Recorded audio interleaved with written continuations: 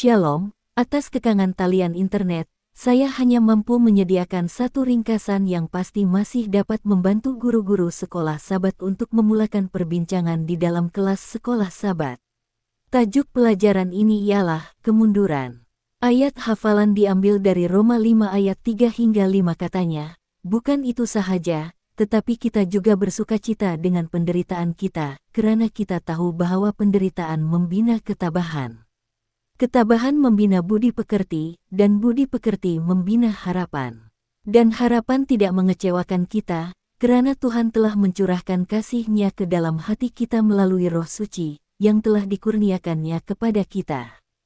Kita hidup dalam dunia yang dicemari dosa, penderitaan, dan pelbagai kemunduran yang sering menggugat hati serta menimbulkan persoalan tentang kasih Tuhan.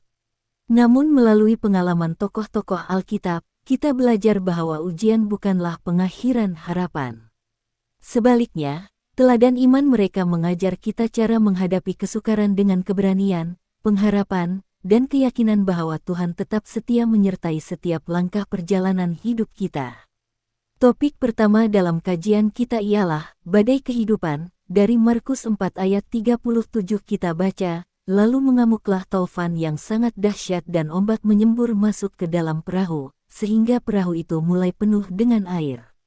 Walaupun Petrus, Andreas, Yakobus dan Yohanes merupakan nelayan berpengalaman yang biasa dengan Tasik Galilea, mereka tetap gentar apabila ribut dahsyat mengancam nyawa mereka.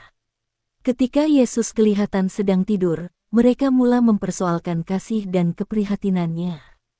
Begitu juga dalam kehidupan, kita sering berasa Tuhan jauh ketika badai melanda. Namun hakikat, Dia tetap hadir di dalam perahu kehidupan kita. Pada waktunya, Dia mampu berkata, "Diamlah, tenanglah," lalu menenangkan setiap ribut. Oleh itu, percayalah kepada pemeliharaannya dan pujilah Dia atas kesetiaannya yang tidak pernah berubah. Topik kedua ialah, sembuhlah dari penyakitmu. Dari Markus 5 ayat 28 kita baca, "Sebab katanya, asal kujamah saja jubahnya, aku akan sembuh." Selama 12 tahun, seorang wanita menderita penyakit yang tidak kunjung sembuh walaupun telah menghabiskan segala yang dimilikinya untuk mendapatkan rawatan. Dalam keputusasaan dan kesakitannya, dia melihat Yesus sebagai satu-satunya harapan, lalu datang kepadanya dengan iman yang teguh. Sentuhan imannya membawa pemulihan dan kehidupan baharu. Kisah ini mengingatkan kita bahwa ketika penyakit, kesusahan, atau beban hidup menghimpit jiwa, Yesus tetap menjadi sumber pertolongan yang sejati. Dia mengundang kita untuk menyerahkan segala kebimbangan kepadanya dan percaya kepada kasih serta kuasa-Nya yang menyembuhkan. Pada hari Selasa kita mengkaji seorang tokoh yang bernama Ayub. Dari Ayub 19 ayat 26 kita baca, "Juga sesudah kulit tubuhku sangat rusak, tanpa dagingku pun aku akan melihat Allah." Kehidupan Ayub berubah sekelip mata apabila bencana dan penderitaan merampas harta, keluarga, dan ketenteramannya. Namun, di tengah-tengah kesakitan yang mendalam, dia tidak menyalahkan Tuhan atau meninggalkannya. Sebaliknya, Ayub terus berpaut kepada Tuhan, mempercayainya walaupun dalam saat paling gelap, sambil memandang kepada harapan masa depan yang mulia.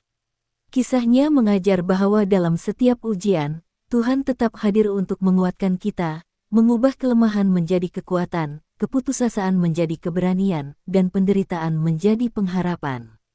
Kasih serta pemeliharaannya tetap menjadi sandaran yang paling teguh dalam hidup kita.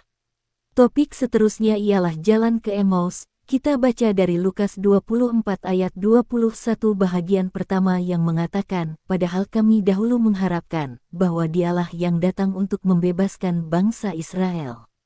Dua orang murid dalam perjalanan ke Emmaus dipenuhi kekecewaan karena mereka menyangka kematian Yesus telah memusnahkan segala harapan mereka. Dalam kesedihan itu, mereka gagal memahami rancangan Tuhan yang lebih besar. Namun, Yesus berjalan bersama mereka, menjelaskan kebenaran firman-Nya, dan membuka mata mereka kepada realiti yang sebenar. Kisah ini mengajar kita agar tidak membiarkan keraguan menguasai hati, karena Tuhan tetap menyertai kita, menerangi kebingungan kita, dan memimpin kita kepada harapan yang baharu. Topik terakhir dalam kajian kita kali ini ialah, lihatlah Yesus, dari Roma 8 ayat 18 kita baca, sebab aku yakin, bahwa penderitaan zaman sekarang ini tidak dapat dibandingkan dengan kemuliaan yang akan dinyatakan kepada kita. Ketika berada dalam keputusasaan yang mendalam, Ellen White menerima satu penglihatan yang mengubah hidupnya. Dia melihat Yesus yang memahami setiap penderitaan dan pergumulannya. Dengan penuh kasih, Yesus berkata, "Jangan takut," lalu memenuhi hatinya dengan damai, harapan, dan keyakinan. Pengalaman itu menguatkan imannya serta mengajarnya untuk mempercayai Tuhan sepenuhnya dalam setiap keadaan kehidupan.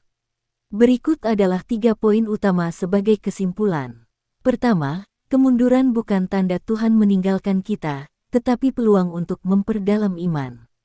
Sama seperti murid-murid dalam badai, wanita yang sakit, Ayub, dan murid-murid di Emmaus, mereka menghadapi saat-saat sukar yang menggoncang iman. Namun Tuhan tetap hadir dan bekerja di sebalik setiap ujian. Kedua, iman sejati tetap percaya walaupun tidak memahami keadaan. Ayub tetap berpegang kepada Tuhan walaupun kehilangan segalanya.